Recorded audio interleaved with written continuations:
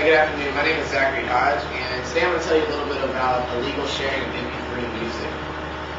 How many of you out there have actually taken music from a friend or uploaded your iPod from another buddy's iPod?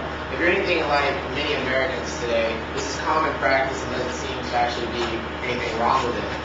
Today I'm going to tell you a little bit about some of the reasons why this might actually be not a good idea for you, and hopefully change your view on illegal sharing of music. If we look at the trends and the complete disregard in the United States and actually worldwide for sharing music and the regulations in place, I hope to show you the way that this affects everyone, you, me, and a lot of people in the music industry today. This is something that affects all of us at one point in our life or another. There's actually millions of people that use peer-to-peer file sharing today, such as Kazaa, and I want to share with you some of the risks involved with that. Aside from all of the legal factors from the recording industry of America, but also some immediate risks that you face, such as computer viruses as well as hacking. Not to mention, as I said earlier, the threat of prosecution, which is actually more widespread than people realize today. In an article by the Associated Press, 26,000 individuals have been sued since 2003 for exactly what I'm telling you about now. Usually, the cases come about through peer-to-peer file sharing, such as Kazaa. Should this worry you? Actually, it should. Because as I said earlier, even though not many people are being prosecuted for this, everybody is at risk for the viruses that are widespread as well as the computer hacking. To allow files on your computer to be shared with other people, that's a two-way street. Even though your firewall can be set up to help defend against that, you're definitely at more risk whenever you engage in this sort of behavior. On one hand, you save a few dollars of a CD, but all of the risk factors involved, it doesn't really weigh out proportionally. You face stiff penalties in court, huge fines, and last but not least, it's something to think of is the case of Capitol versus Foster. On the Electronic Frontier Foundation's main page, this famous case can be viewed for specifics. Foster was falsely accused of illegal downloading, when in reality all the files that were shared had proper permissions. So this is something that you could face if you sign up for some website such as Kazaa and are actually following all of the rules and doing everything that you should be doing. Many times the recording industry and federal laws which prohibit that kind of thing can actually, you can put yourself in a bad situation and you can end up in court having to defend yourself when all of the music that you have can just easily, you can go down to the mall or go down to the store and pick up that CD and not face any of those risks. So this is something that everyone should take notice of and consider when you utilize this feature of the World Wide Web.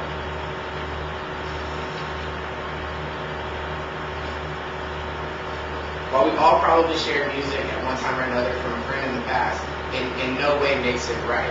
All of that disregard for the federal penalties and all of the computer risks and this, that, and the other, stealing is stealing. Whenever you're sharing music that either you did purchase and the people that you're giving it to did not, or you're blatantly sharing music that you did not pay for, that is stealing. So many of us take comfort in the fact that so many others are doing the exact same thing. Whether just a couple people are doing it or if millions are doing it, it makes it no less wrong. Something for us to consider is the fact that thousands have sought out, even though that the record industry has sought out thousands for prosecutions, you alone will be in the courtroom if you end up on the wrong side of that. So even though you take comfort that you've got all your buddies doing the exact same thing, your buddies won't be there whenever the recording industry decides to point you out specifically. You'll end up in court by yourself facing huge penalties. This is a gamble that people take every single day just trying to avoid a simple fee of a CD or a DVD, and it's just not worth it. The few dollars that you'll save against the thousands that can potentially be set up against you in court, it's just not worth it. The Northwestern University of Information Technology provides some great advice on avoiding illegal downloading and file sharing. The The first and foremost is you need to read the user agreement between you and the peer-to-peer sharing company that you're going to utilize, as I've mentioned a few times, such as Kazaa. You need to ensure that all of your settings are properly set so that if you're not intending to share music illegally, that you're not doing so.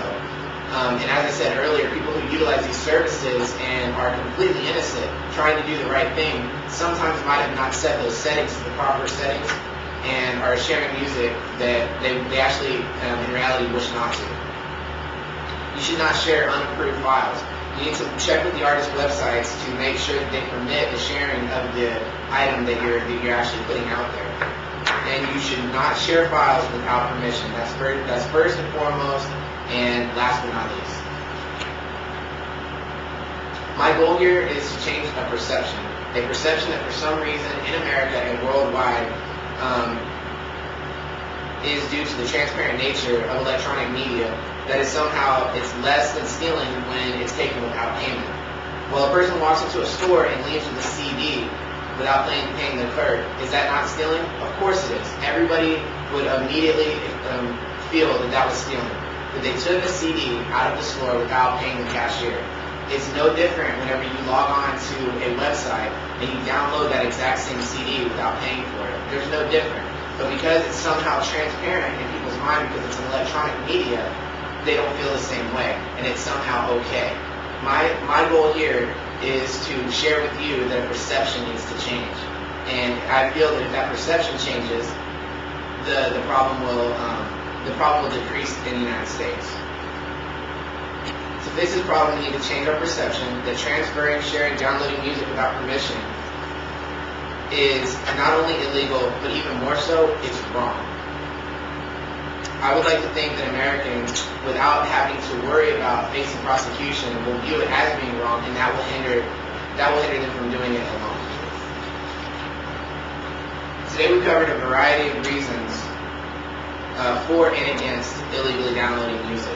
For being that it is cheaper, it's easier many times, and more convenient, but it's so wrong and it's definitely illegal. And I hope that today I've shown you that the risks, in my opinion, definitely are so stiff that it's not worth the few dollars that you can save in the process.